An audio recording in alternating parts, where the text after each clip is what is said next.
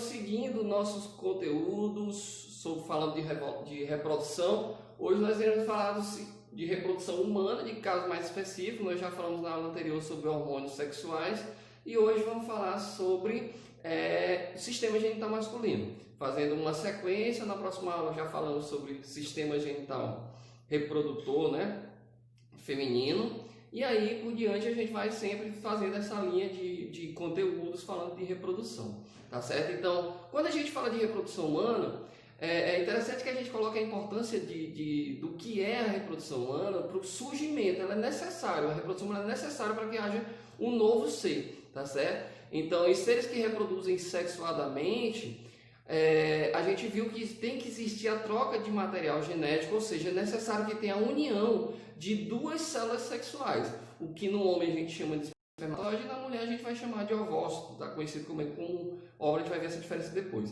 Então, é necessário na reprodução humana, assim como em todos os seres vivos que reproduzem sexuadamente, é necessária aí a união de duas células germinativas, também conhecidas como células sexuais. No caso, nos homens, é o espermatozoide, na mulher, o ovócito, tá bom? Então, em 1667, Anthony van Leeuwenhoek observou pela primeira vez os espermatozoides, tá certo? Com o auxílio, obviamente, de um microscópio, daquele tempo bem rudimentar, ainda antigo, e ele concluiu que essas células elas estavam completamente, diretamente ligadas à reprodução.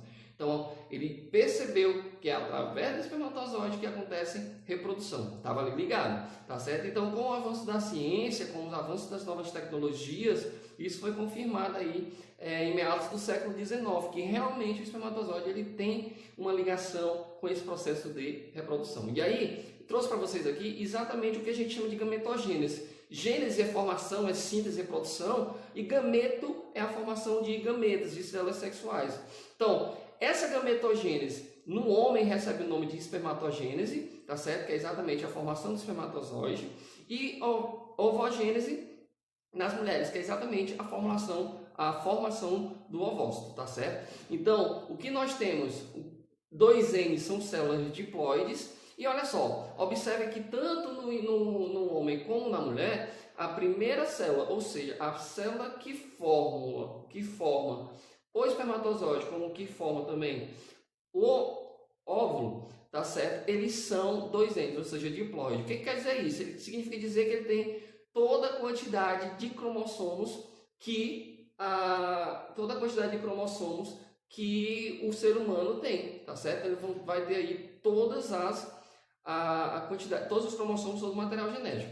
Porém, olha só, quando você vem aqui no final, que é o resultado final da gametogênese, tanto no espermatozoide como aqui no ovócito, você observa que ele só tem N, ou seja, ele tem metade da quantidade de cromossomos que o ser humano tem. E essa célula que está aqui, tá certo? Essa célula já é a primeira célula do ser humano, que a gente chama de zigoto, tá certo? Também conhecido como célula-ovo. Bom, olha só, o que vai acontecer? O espermatozoide leva N, então o óvulo leva outro N, formando aí a primeira célula 2N. O que significa dizer isso? Que metade da característica, metade da genética é do espermatozoide, metade da genética é do óvulo, ou seja, metade do pai, metade da mãe.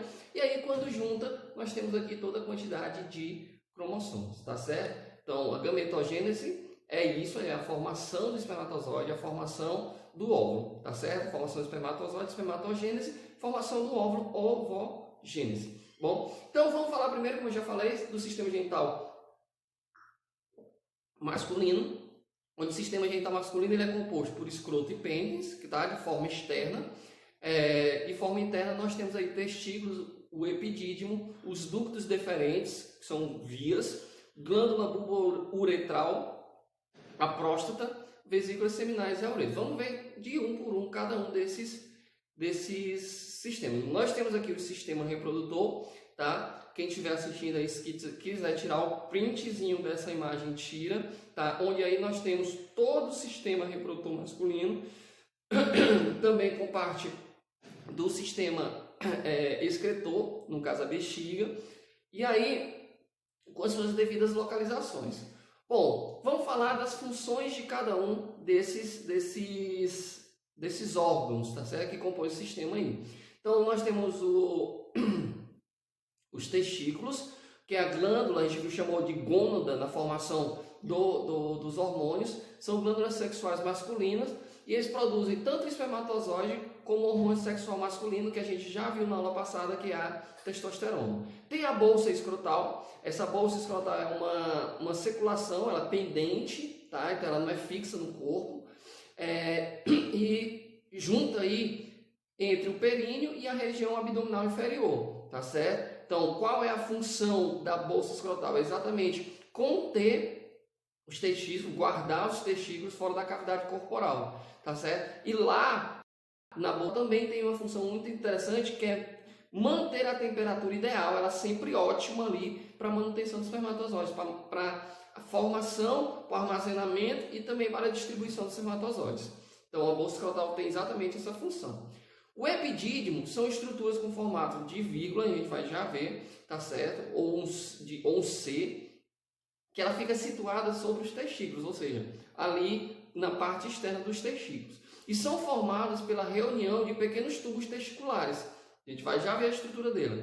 No seu interior, acabam de amadurecer os espermatozoides. Então, qual a função do epidídimo? A função do epidídimo é exatamente amadurecimento dos espermatozoides. Tá certo? Esses espermatozoides eles vão permanecer por pelo menos 3 dias para receber as suas caudas, os nutrientes dentro dos canais, tá certo?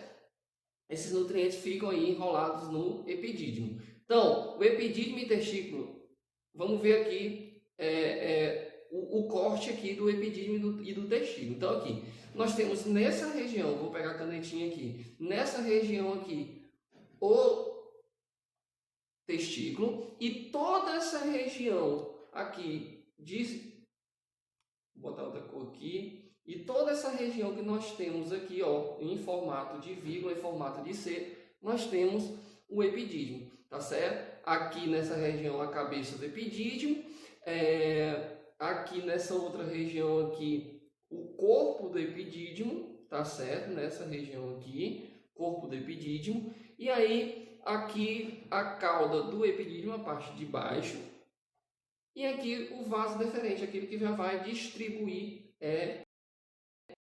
para a uretra e para demais partes do sistema reprodutor.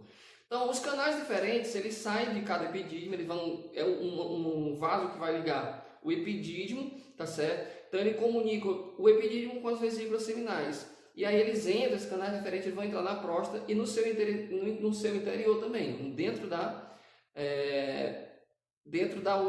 próstata, e desemboca na uretra. Então, é interessante que a gente fale, quando a gente está falando de ductos deferentes, da vasectomia, que é uma cirurgia, que é um método de esterilização masculina, ou seja, a partir do momento que o homem realiza a vasectomia, ele não pode mais de forma alguma, ele não consegue, na verdade, ter filhos, porque ele vai ter um corte no ducto diferente, uma secção dos ductos diferentes, impedindo aí a ligação desse ducto diferente, ou seja, do espermatozoide passar para a uretra para assim eliminar durante a fecundação, tá certo? Então, por causa desse corte da vasectomia, o homem ele fica aí com a característica de ser estéril, ou seja, vai ter passado por um processo de esterilização e então não vai conseguir fazer acontecer, dar continuidade à reprodução, tá certo? Então, olha só, nós temos aqui nessa região, cadê a canetinha? Nessa região aqui, o testículo junto com o epidídimo, tá certo? E aí, ó, nesse caminhozinho aqui, tá certo? Exatamente onde tem essa linhazinha vermelha, vai acontecer um corte. Ou seja, se cortou aí, o espermatozoide que estava sendo armazenado no epidídimo, ele não vai conseguir passar para a uretra, consequentemente não vai conseguir ser liberado na ejaculação para posterior fecundação. Então, as vesículas seminais são pequenos sacos que contêm os espermatozoides já maduros, tá certo? E eles estão situados debaixo da bexiga. E lá nas vesículas seminais é fabricado um líquido viscoso, que a gente chama de sêmen, tá certo? Que protege o espermatozoide vai alimentar os espermatozoides e vai facilitar também o deslocamento. Afinal de contas, os espermatozoides vão nadar nesse líquido. Outro órgão do sistema reprodutor é a próstata, que é uma estrutura que é única, situada perto das vesículas seminais, por debaixo da bexiga, e lá no interior da próstata tem os canais diferentes que desembocam na uretra. Então, a próstata ela também produz um líquido que vai proteger o alimento, que vai proteger o espermatozoide, perdão, que vai alimentar e vai facilitar também a mobilidade do espermatozoide.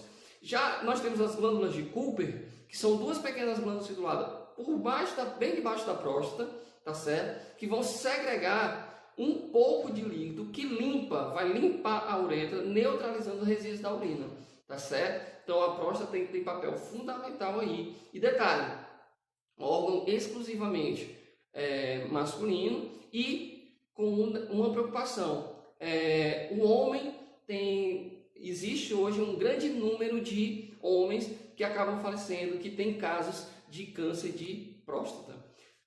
Aí nós vamos falar da uretra, que é o canal que vai passar o sêmen, também é o mesmo que passa a urina, tá certo? E o seu funcionamento é regulado por um pequeno músculo, tá certo? Que impede a saída dos dois líquidos ao mesmo tempo. Existe aí um controle, tá? Para não sair a urina junto com o sêmen, tá certo? E quem faz esse controle é um músculo controlando ali o seu funcionamento.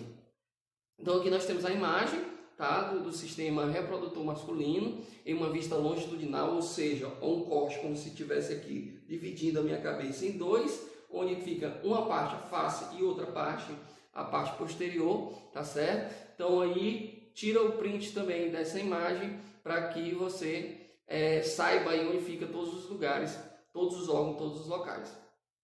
E aqui mais uma imagem que você já tem, é um corte longitudinal, ou seja, é como se estivesse cortando a minha cabeça em duas, mas agora um olho para cá, o outro para cá, aqui no meio, tá certo?